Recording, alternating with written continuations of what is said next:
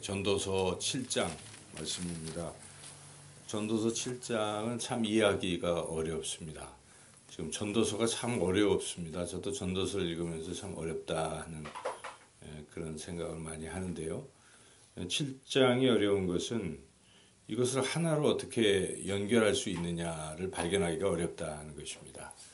물론 성경이라는 것을 한 절만 가지고 생각하면 쉽죠. 그 한 절, 그거 깊이 생각해서 우리가 이해할 수가 있지만 성경이라는 것은 전체가 다 한 가지를 말하고 있고 연결이 되어 있다는 사실이죠.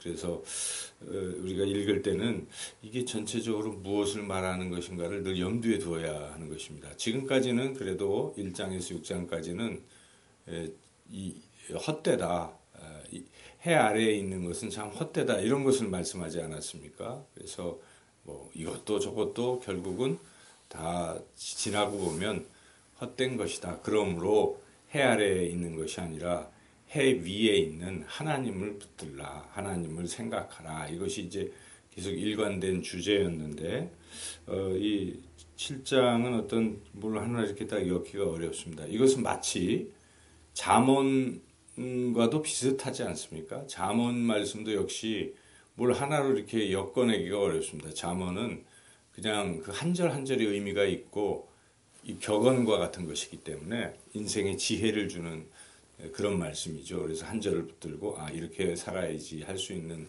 말씀이죠. 그래서 세상 사람들도 잠언의 말씀을 들으면 이해가 갑니다. 은혜가 되고. 왜냐하면 세상의 이치를 이렇게 다 얘기하고 있기 때문에 그렇죠.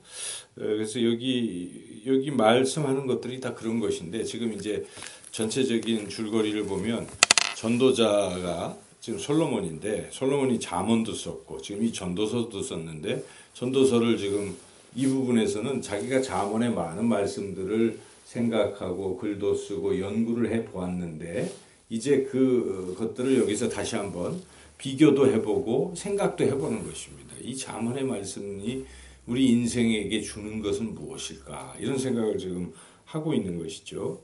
그래서 비교를 하는 것입니다. 잠언에는 뭐 부가 좋다, 부유한 것이 좋다 이런 말씀도 있고 그렇죠. 또 명예도 좋다. 그렇지만은 어떤 것이 더 그 중에 어떤 게 더 좋은가 비교하는 이제 그런 이야기를 통해서 말씀을 하고 있습니다. 그래서 1절에서는 명예가 돈보다 좋다. 쉽게 얘기하면 그런 거죠. 좋은 이름이 좋은 기름보다 낫다. 기름이라는 것은 뭐 돈 이런 거 말하겠죠. 이름은 명예니까. 그러니까 우리가 명예를 택할 것이냐 돈을 택할 것이냐.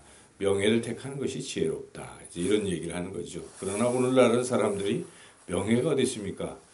돈 버는 게 더 중요한 얘기. 요새는 돈이 최고인 세상이 됐는데 이것은 하나님께서 원하시는 그런 바른 길은 아니죠. 그래서 우리가 때로는 당장의 눈앞에 돈 어떤 이익보다는 명예를 생각해야 된다. 그런 것이죠. 그리고 이 2절 말씀은 잠언에도 나오는 말씀이죠. 초상집에 가는 것이 잔치집에 가는 것보다 낫다. 이 이야기는 그저 우리가 즐겁게만 사는 것이 행복한 게 아니라는 것이죠. 때로는 슬픈 것을 생각하고 이 슬픔의 이 배경은 결국 죽음 아니겠습니까? 우리가 죽음을 생각하면 인생을 좀 가치 있고 바르게 살 수가 있어요, 사람이. 그래서 잔치집에 가서 그렇게 있는 것보다 초상집에 가보면 초상집에 사람이 죽는 걸 보잖아요. 인생은 결국 헛된 것이구나. 다 죽는 것이지.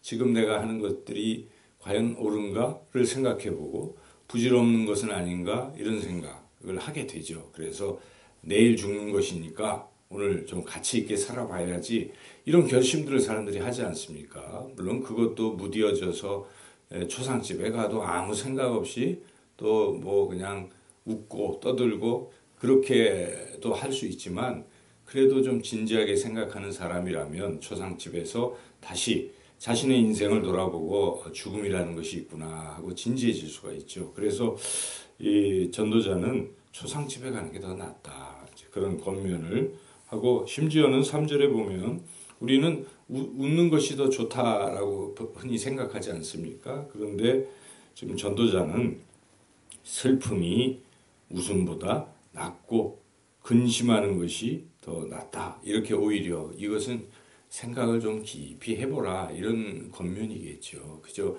아무 생각 없이 TV 채널에서 코미디 프로를 보고 웃고 때로는 그렇게 마음이 그렇게 변화될 필요도 있겠지만 늘상 아무 생각 없이 그렇게 웃고 지내는 것은 지혜롭지 못하다. 이제 그런 말이죠. 그래서 5절도 역시 같은 것이라고 볼 수가 있는데 다른 사람의 우리가 책망을 듣는 것도 유익할 수 있습니다. 그죠?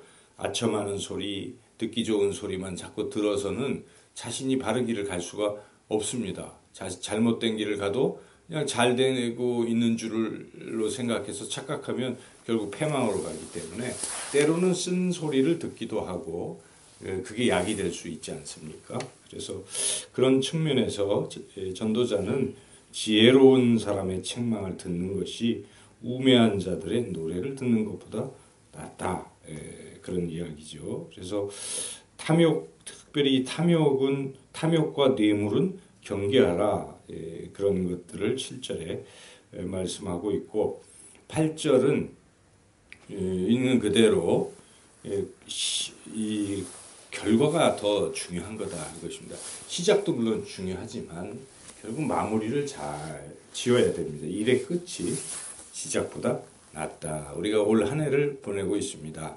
이제 2달 남았는데 마무리를 잘하는 사람이 훌륭한 사람입니다. 시작만 번듯하게 하고 뒤에 용두사미가 되면 아무 쓸모가 없지 않습니까? 그러나 시작은 좀 더디고 이럴지라도 끝은 그래도 여하튼 마무리를 잘 짓는 사람, 이런 사람이 훌륭한 사람입니다. 인생에서도 그런 사람은 오래 기억에 남습니다. 그 사람이 그렇게 했지? 그런 생각이 들잖아요. 근데 그 사람 처음에 잘하는 것 같은데 끝을 보니까 영 아니야. 다음에 그 사람을 별로 사람들이 좋게 생각하지 않습니다. 그래서 우리가 끝마무리를 잘 짓는 것, 유종의 미를 거두는 게 중요하다. 그런 교훈을 주고 있습니다. 그리고 참는 것이 좋다. 이건 너무나 당연한 이야기죠. 그래서 급하게 막 화를 내고 이게 별로 좋지 않다는 것입니다. 참고 또 참고 그런 것. 자, 이렇게 여러 가지 그 이유 이외에도 이렇게 많이 있는데 특별히 주목할 만한 말씀들을 또 우리 한번 생각해 보면 14절이 참 은혜가 되는 말씀인데요. 14절을 같이 한번 읽어보겠습니다.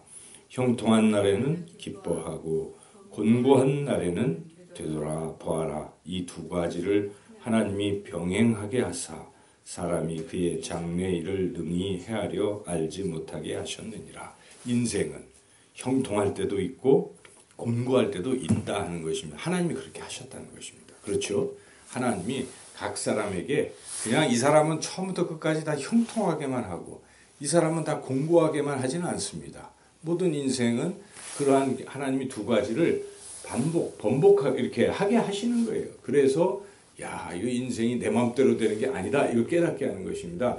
하나님의 주권하에 있다는 것을 알게 하시려는 것이죠. 그래서 우리가 이 인생을 이렇게 살아야 됩니다. 좋을 때 좋을 수도 있죠. 기뻐하고 그러나 또 힘들 때는 또 반성하고 과거를 또 되돌아보고 다시 이렇게 그러면서 그 가운데 모든 것은 하나님 손에 달렸구나 하고 하나님을 의지해야 한다.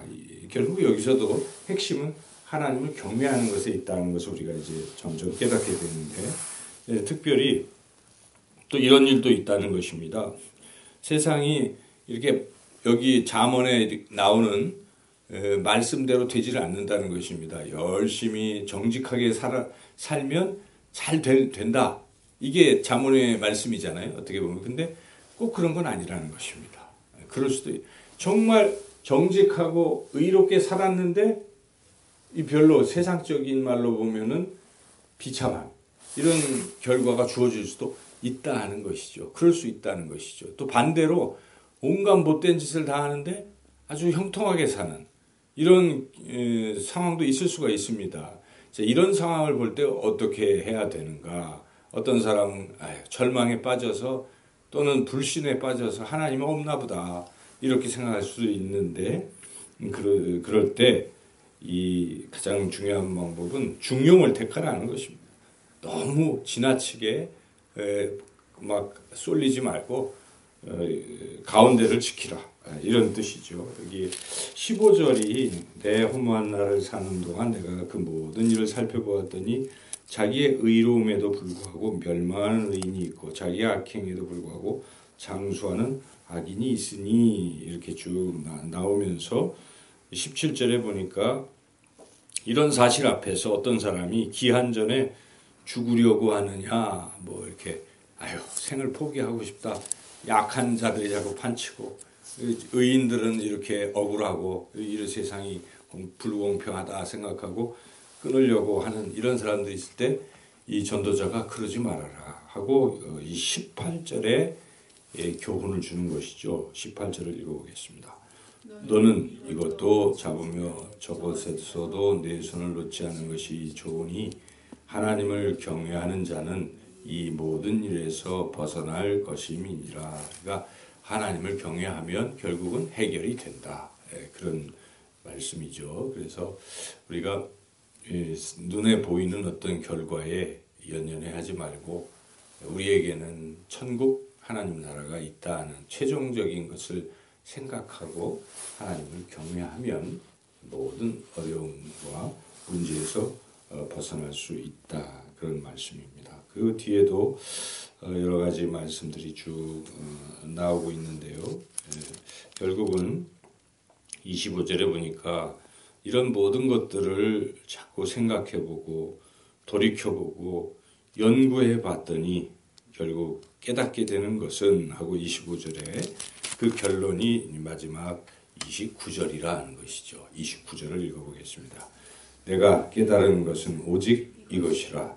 곧 하나님은 사람을 정직하게 지으셨으나 사람이 많은 꾀들을 낸 것이니라. 결국 하나님이 행하신 일은 잘못된 게 하나도 없다는 것입니다. 우리는 인생이 불공평하게 보이고 어쩔지 몰라도 하나님은 잘 하셨지만 다 그게 인간들의 어떤 부족함 때문에 그런 것이니까 결론은 무엇입니까? 사람을 너무 의지하거나 사람이 만들어낸 생각을 절대화하지 말고 하나님만 의지하고 하나님만 바라보아라 이런 얘기죠. 그래서 이 얘기 중간에는 사실 읽지는 않았지만은 그런 얘기도 있어요. 이 사람 저 사람이 뭐 평가하고 나한테 이야기하는 것에 너무 연연해하지 마라. 그리고 내 자신도 다른 사람에 대해서 이렇다 저렇다 평가하지 마라. 그 이유는 인간 자체가 이렇게 지금 연약한 존재일 뿐이라는 거예요. 하나님이 정직하게 만들어도 인간이 부정직하게 살아가고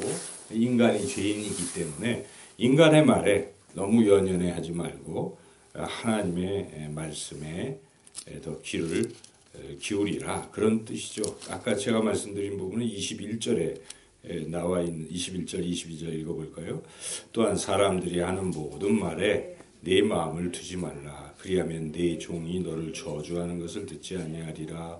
너도 가끔 사람을 저주하였다는 것을 네 마음대로 알고 있느니라. 그러니까 사람들이 너한테 네 종들이 심지어 욕하고 하는 소리도 있고 이런 거 자꾸 귀담아 듣지 말라.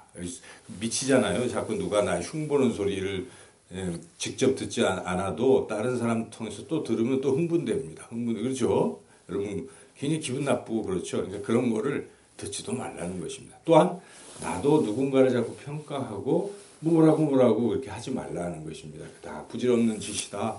우리가 들어야 할 말씀은 하나님의 말씀이요. 우리가 의지해야 할 분은 하나님이시다.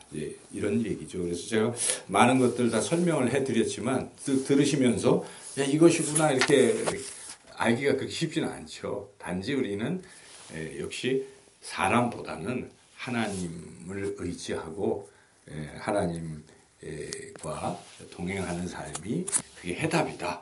이런 깨달음을 결론적으로 얻을 수 있겠습니다. 그래서 오늘도 사람의 말에 너무 연연해하지 마시고 또 나타나는 어떤 현상 때문에 너무 괴로워하지도 마십시오.